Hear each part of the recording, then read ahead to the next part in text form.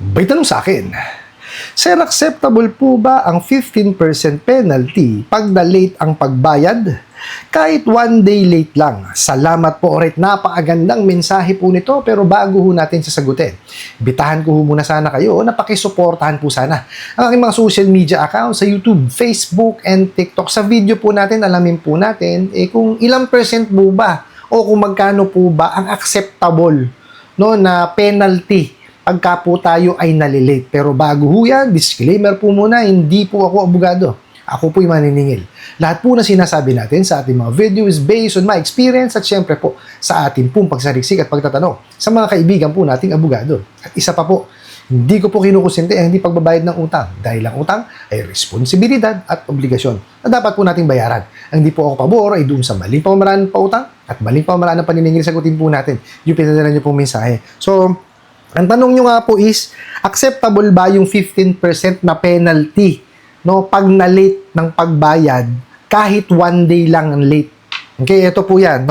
Kasi po, kung maaalala nyo, may topic na rin po tayong ganito, pero yung kasi base sa interest, ito naman po kasi penalty. Okay. Dahil nga po kasi wala na tayong anti-usury law. Na-abolish na ho kasi siya. Kasi yung pong anti-usury law, yun po yung nag-mandate kung gaano po kalaki o gaano kaliit yung penalty na i-charge po doon sa kliyente pag lumagpas po siya doon sa due date. Okay po? Ngayon, syempre, meron na tayong ceiling on interest rate.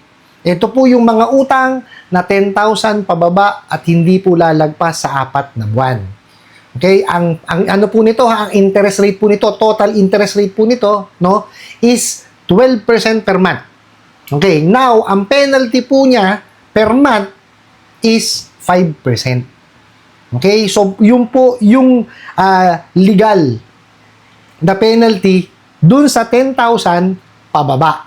Okay po, ngayon, kung yan naman po ilalagpas po ng 10,000, siyempre kasi nga binigyan ho tayo ng pagkakataon, yung pong nangungutang, tsaka po yung nagpapautang, binigyan po ng pagkakataon niya na magkaroon ng kasunduan kung ilang percent po yung interest at kung ilang percent din yung penalty. Kaya nga po importante yung The Truth in Lending Act. Kasi po, doon yung malalaman yun Kasi pagka hindi kayo nag-agree doon sa interest rate at saka doon sa penalty, pwede nyo itigil na doon yun. Pwede nyo hindi kunin yung, yung loan na yun. Which is, hindi po sinusunod itong mga bugo katabusadong online lending apps. Kaya napakarami po ang nababaon sa utang dyan. Talagang yung biglaan lang. Papadalang ka kagad ng pera. Bulagaan ang gagawin sa inyo dyan. Totoo po yan. Napakarami na po. Libo-libo na po yung nabasa kong mensahe at pare-parehas lamang po sila. Nagulat na lang sila, meron na silang pera doon sa kanilang e-wallet. Hindi naman in-explain sa kanila. Di po ba? Kaya ako nagtataka doon sa mga ibang nagko-comment po doon sa ating mga video na bakit ko raw po kinukonsinte yung mga hindi wala ko kinukonsinti hindi magbayad ng utang. Wala hong ganun. Okay po, ini-explain po natin dito kung ano po yung tama. Okay, so liliwanagin po natin base po sa ceiling on interest rate. Ito po yung na-amend. Dati po kasi 15% per month sa 10,000 pababa at dilalagpas sa 4 na buwan. At ganun pa rin, 5% pa rin. Pero ngayon kasi inamend yun. So, ginawa na lang pong 12% per month ang interest rate. Okay? Kabuuan po yun kasama po yung processing fee, tsaka po yung kung ano-anong fee, and yung nominal interest. At pagka po kayo ay lumagpas, may 5% po yan per month. Now, liliwanagin po natin, kasi sabi nyo rito, kahit 1 day lang late, okay, eto po kasi yan. Pagka po kasi sinimulan nyo yung date kayo na-release, yung disbursement date, hanggang doon sa due date, 1 month na po iyon.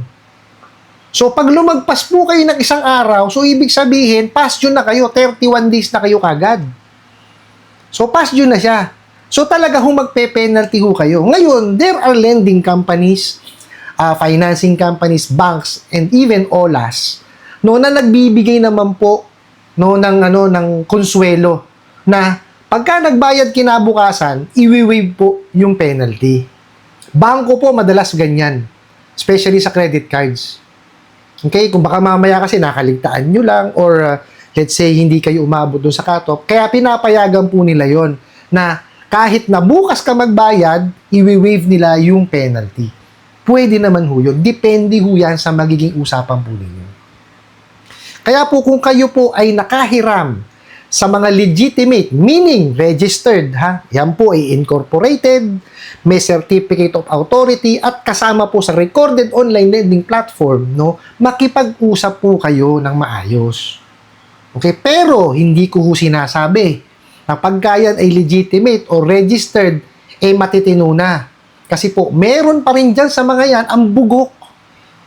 Okay, marami pa rin po dyan ang bugok. Mataas ang interest rate, mataas ang processing fee, mataas po ang penalty. Okay, kagaya ho nung sinasabi nyo, 15%, totoo po yan. May mga ganyan, lalo yung illegal. Kaya nga ho ako, minsan talagang nagtataka. Sobrang lakas ng loob nitong mga illegal na to. Pero yun mo talagang, ang laki na ng, ng interest rate nila, pati penalty. Diba? Kaya ngayon, yung pobre na nakahiram, 'di ba, sa kagustuhan na magbayad, manghihiram ulit sa OLA para mabayaran siya. 'Di ba? So ano nangyayari? Tapal system na. O di po ba? Sa susunod nga po palang topic natin, isaalamin po natin yung kung paano tayo makakaahon sa mga OLA, or sa utang per se na rin po. Antayin niyo po yung video na yon para po kahit papaano makatulong po dun sa mga nahihirapan po magbayad dun sa kanilang mga OLA. Mabalik po tayo. So, yun po yun, Kasi, yung iba, kahit 1 day late daw, nagpe-penalty agad. Ngayon po kasi ito yan. Ang usapan po dun sa 5% per month yun, Okay? Hindi po yun yung 7 days. Kasi may ganun sila. May 1% per day, may 2%. Iba-iba po May 15% pa. Yan ho ang mahirap sa mga yan. Wala silang standard na sinusunod. O di ba? Yun nga lang the Truth in Lending Act Hindi nila masunod. Di ba? Yung pang ceiling on interest rate. Yan ho ang mahirap dito sa kanila. Talagang napakatitigas ng ulo. Kaya ho ako, paulit-ulit ko pong sinasabi sa inyo, kung hindi naman ho talaga ninyo kailangan at alam ninyo sa sarili po ninyo na hindi nyo kayang bayaran, yung hihiramin po ninyo, wag na ho kayong manghiram. I-assess po muna natin yung sarili natin. Okay? Kasi baka mamaya ho, manghihiram tayo, wala naman pala tayong trabaho. Diba? Plain housewife tayo, o di kaya house husband lang talaga, yung asawa nagtatrabaho, nag-aaral, estudyante. Diba? Ano pong pambabayad natin doon? Iaasa po natin doon sa sasahurin ng ating esposo? Diba? Paano po kung mag-aaral, diba? Hindi ho obligasyon ng mag-aaral ang mag-tuition sa sarili niya. Hindi po, obligasyon ng magulang yun.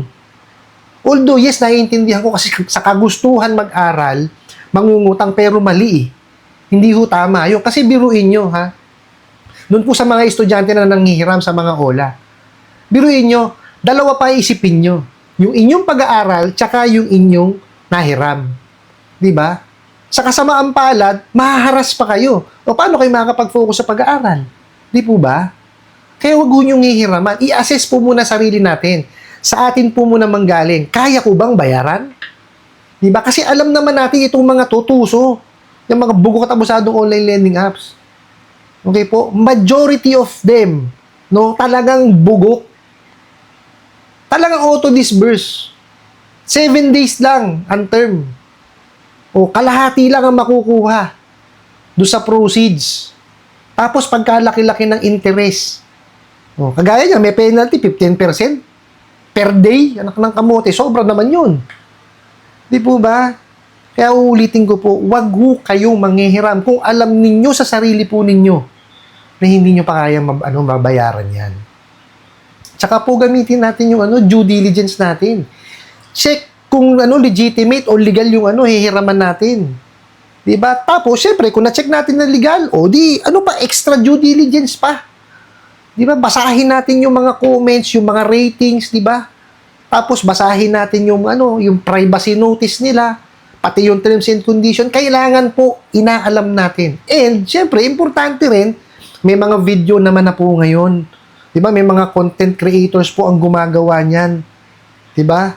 Ini-evaluate po nila, inaalam nila sa sarili nila. Sila mismo nangungutang, ginagawang ginipig yung sarili nila para po ma-share sa kanilang manunood kung paano magtrabaho yung bugo katabusado online lending apps na yon.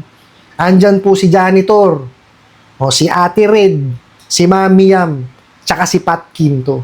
Yan po yung apat na kaibigan po natin na talaga namang maaasahan pagdating dyan. Ako po, hindi nyo kayang asahan dyan.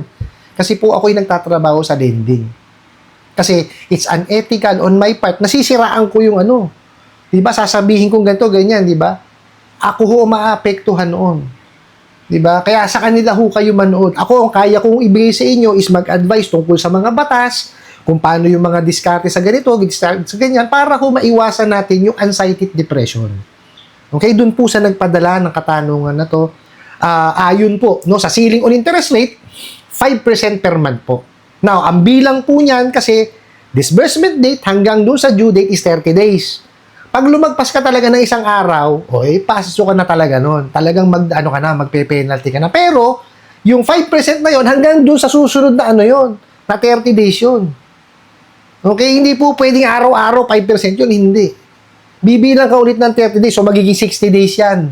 5% lang ang dapat naging penalty mo ron. Pag lumagpas ka na naman, 61, another 5% yun.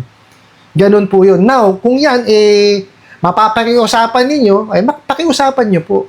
Hindi naman humasama o kabawasan sa ating pagkatao ang makipag-usap po dyan sa mga nahihiraman po natin. Malay nyo naman, diba? Magbigay sila sa inyo ng discount o i-waive po yung inyong penalty. Ano po? I hope nasagot ko po itong katanungan na to at sana po yung makatulong.